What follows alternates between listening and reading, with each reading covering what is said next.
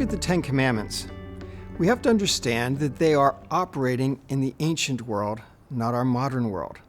That means that sometimes our key to understanding them is going to come through understanding something in the ancient world.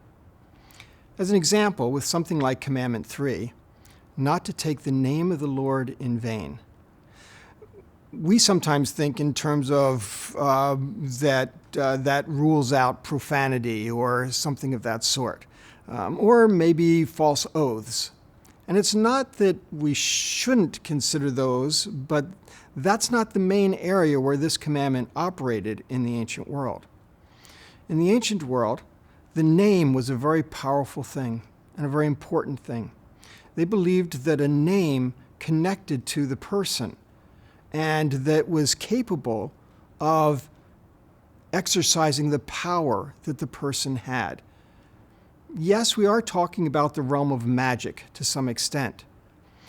With magic, we aren't talking about something distinct from religion. Magic and religion were often part and parcel of the same whole in the ancient world. When God said that they shouldn't take his name in vain, he's saying that they should not be using it for their own purposes. That is, they shouldn't be exploiting it or abusing it to carry out their agendas. He gave them something of a trust when he gave them his name. Now, if you want a modern example, if you think that there wouldn't really be power in just a random name, think about your credit card or your Social Security number. We talk about identity theft today. Identity theft is when you use someone else's identification in numbers rather than names. Use someone else's identification for your own advantage and gain. You'd steal their power, their economic power, by using their numerical identification.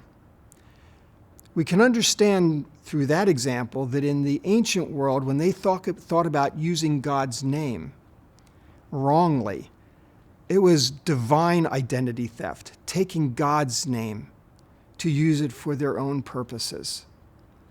And in that way, trying to do things that were not God's will and God's plan. Now, this idea, you can see, carries through even to the New Testament. We look at something as familiar as the Lord's Prayer. Our Father, who is in heaven, hallowed be your name. That is, that God's name must be treated carefully.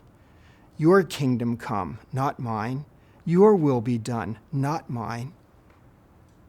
On earth as it is in heaven. God's name is to be used for his purposes. If a parent were to give their credit card to their son or daughter, that would be an act of trust.